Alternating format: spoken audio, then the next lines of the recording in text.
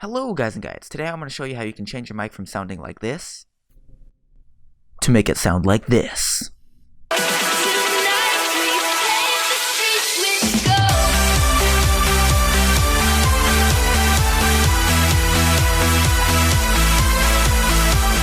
Alright, so to start off this tutorial, I'm going to show you guys what you need to accomplish this epicness. So first off, let's go to my web browser, and we're going to go to vb-audio.pages-perso-orange.fr/cable/index.htm. I will have a link down in the description, so you do not have to type that in, God forbid. So anyways, when you're at this website, you can go ahead and download this free program. It's basically a virtual microphone inside of your computer that will take the audio from your real microphone that hopefully you have, otherwise I don't get why you're watching this tutorial, and it will take that audio from your actual microphone, and we're going to use a program to make it sound tons better, and we're going to output it to this virtual microphone, which you can then use in your recording programs such as DxTory, FRAPS, Mirillis Action, you name it, anything that supports a microphone, because it is a microphone, but it's a fake one that we're going to be using to make our voice sound awesome. Now, a second thing you're going to need after you download this from the website and put it somewhere like I did on the desktop, you're going to need to extract it. I'm just going to extract it here. If you don't have WinRAR and you want to extract it, just simply double click it. It'll open up, and then you just make a new folder on your desktop. New folder, name it mic, whatever. You won't need it after this. And then, just select everything inside your zip, put it in that new folder, and there you go. Everything's extracted out of that zip, and it's now in your mic folder. So we're going to want to go ahead and install that. So depending on what type of computer you have, you're going to want to select Setup or Setup x64. If you want to find out what your specs of your computer are, click here, go to this PC or computer, depending on what version of Windows you're on. Hit Properties, and then it should come up with this. Yep, just find where it says System Type, and it should say 64 or 32 right here. Alright, so once you're done with that, you can go ahead and select the respective setup. Since mine was 64-bit, I'm going to select x64. I'm going to double click that, and since I already have it installed, it shows Remove Driver here instead of Install. Now, it will fail if you don't do this. So close it, and then right click the installer, and then click Run as Administrator. That is very important, otherwise it will not install correctly. And then yours will say Install Driver right here. You'll just click that, it'll go through all the install process. You might need to reboot, just do so if you need to. And we're ready to move on to the next part. So now that you have your virtual mic set up, you can verify that it is set up by going down to the little speaker in the bottom right part of your computer, the system tray. Right click the little speaker icon and go to Recording Devices. Now, if you scroll down, you should see your actual microphone, the one that you've always been using, and then if you scroll down more, you should be able to see cable output. Now, if you see this, then we're good to go. If you don't see it, then you might need to try installing it again or something like that. So yeah, that's pretty much how you check to make sure your virtual microphone got installed correctly. Now what we're going to need to do is download a program called Adobe Audition. It is not free, unfortunately, but it is a really, really handy piece of software, and I use it all the time. I use it actually 24/7 whenever my computer is on, so that I can make my voice sound awesome on the microphone. And yeah, so I do recommend getting it. So yeah, that's what we're gonna be using for this tutorial. I'm sure there are alternatives out there, but for the sake of this tutorial, I'm gonna be using Adobe Audition. So yeah, if you want to follow along exactly to this tutorial, make sure you download it. I will be using Adobe Audition CC, which is the latest version as of this recording. If there's a newer one that has come out, it should work exactly the same. So we're gonna kind of go through, and it's gonna you know what? I was thinking about showing you the tutorial, but I'm actually using this right now to edit my microphone audio. So I'm gonna go ahead and create a new multi-track session. So let me just simulate you opening up Adobe Audition for the first time. Alright, so you're going to open it up. You're not going to see any of this here. What you're going to do is go to File, New, Multitrack Session. You're going to name this Microphone Audio Editing Live. Something like that. The name really does not matter. Template, none. Sample rate, just leave it at default. Leave all this at default unless you feel so inclined that you are, you know, confident in changing it. You really don't need to change any of this. Alright, so now that you've made your new multi-track session, we've got a clean slate to work with, and we're basically going to put on a whole bunch of effects. So first off, you want to set up your microphone to feed out into the virtual microphone.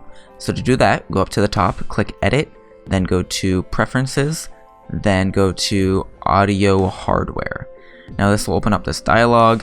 What you're going to want to select is your default input. This is going to be the microphone that you generally use for recording. Make sure this is correct.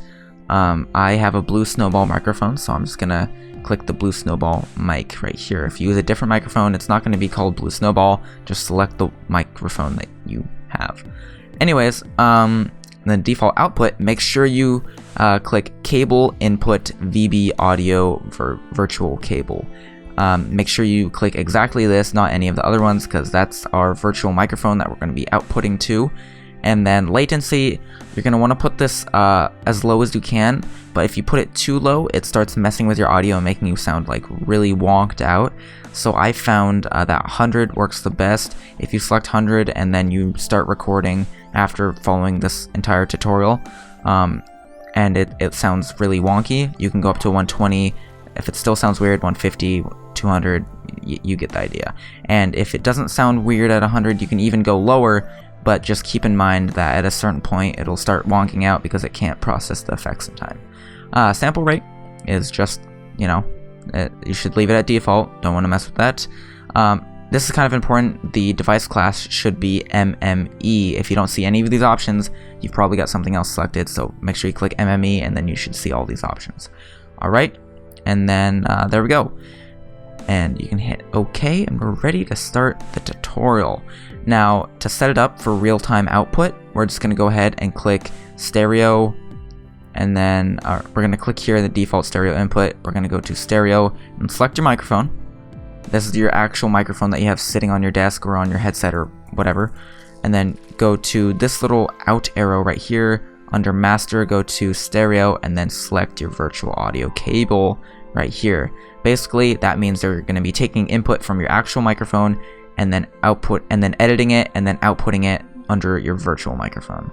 Now, to make this live, you're going to want to hit R and then I, and that's going to make sure it's exporting your edited audio microphone audio in real time to the virtual microphone. Alright, so now that we got that all set up right now, it's basically the same as using your regular microphone because we haven't really added any effects yet. So what we're going to do is add some effects. Now I've already got a whole rack set up to make my voice sound awesome. So I'm just going to load those up and show you what my settings are. Now these might not work for you, they might need a little bit of tweaking, but I'm sure with a little bit of experimenting and or looking any one of these individual effects up, you can come up with a really cool way to optimize your voice to make it sound better on camera and stuff like that. But this is what works for me, and I guess I might as well show you that because I don't want to delve into each effect and exactly what it does and exactly all that. So I'm just going to show you my settings and what works for me. So first up, I have a single band compressor. You can add that by hitting the arrow here and then going to amplitude and compression and then single band compressor. Here are my settings. I have it under custom, and I have my threshold at -25 decibels, my ratio at 2:1, and then attack at 0 milliseconds, release at 200 milliseconds, output gain at 12 decibels. That's it. Make sure that the little thing, the little power icon is clicked and green. That means it's active. If I unclick it, that means you're just not using it, but it's there. So next up is chorus. Go here to modulation, and then click chorus. And now this will give your voice a more harmonious sort of effect. So I have under custom, yet again, voices 2, delay time 0.4 milliseconds, delay rate 0.1 hertz, feedback 0%, spread 21 milliseconds, modulation depth 0, modulation rate 0.6 hertz, unchecked, stereo field 100%, dry 176.2%, wet at 13.1%. Alright, so that's that. About halfway through. Next one up is adaptive noise reduction. You're going to want to click the arrow, go to amplitude compression, and then go to... Oh, it's not under amplitude and compression. It's under noise reduction / restoration, and then you click adaptive noise reduction. Alright, here are my settings. Reduce noise by 30 decibels. Noisiness is 30%. Fine-tune noise floor is 7.83 decibels. Signal threshold is 9.59 decibels. Spectral decay rate is at 284.65 milliseconds divided by 60 decibels. Broadband preservation is at 194.7 hertz. These are a mouthful. I'm sorry if I'm racking your brain with all these numbers. Next up is amplify. You can find that under the arrow and then go to amplitude compression and then amplify. So that is at left at 6 decibels and right at 6 decibels. This step is only because my microphone is generally really quiet out of the box. It is like extremely quiet out of the box. So this amplify you may not want to do depending on how loud your microphone actually is before this whole editing process. This is basically to make it louder. If you find it's too quiet, then you can add this effect and then bump it up a little bit and then test it and see if it needs a little bit more. You add a little bit more.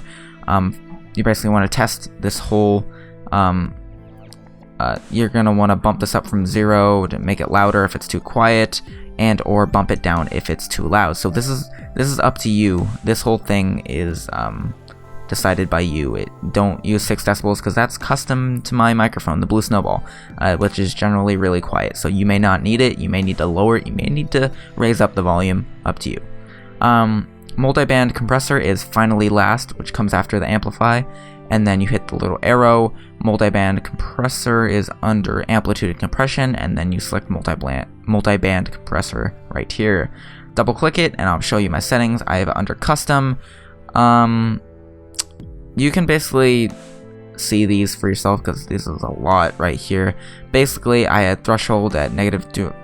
All this stuff down here you're gonna want to put in if you want to follow mine exactly. If you want to get close to what I have, you can click the presets and then go down to enhance the lows. Now that's pretty much what I have, except for I've tweaked it just a tiny bit. So you can just fiddle around with this or copy down my exact settings. It's up to you. Now those are all my effects settings. These may work absolutely awesome for you. They may not, in which case you're just gonna have to experiment around with these same exact effects, just change the values a little bit or even remove some of the effects. I don't know. All I know is that that is what works for me. Hopefully it works for you guys. Now if you don't want to mess these up and you want to save these, go up here and then click the little save button and then name it something. I named mine commentary. Press OK, and then since I already have one named commentary, it's asking if I want to overwrite it. Sure. And then there you go, you have it saved, so you can swap between them if you want 2 different styles. Now you can use this for a whole bunch of things. You can actually add in like a whole bunch of cool effects, like you can make your voice sound like a robot, and stuff like that. I think, yeah, there's a robot one over here somewhere. So I don't know, it can be used for fun, it can be used for practical uses. If you want to remove an effect, you just click that and remove. So yeah, that's pretty much it. Now in your recording program, you're going to want to make sure the microphone for your voice is not your actual microphone that's sitting on your desk or on your headset or anything like that, but you want to actually select your cable input VB audio microphone, and that's the one that has been processed and edited and is sounding all nice and fancy. So the final step in all this is to save it as an actual file and make it launch when you start your computer.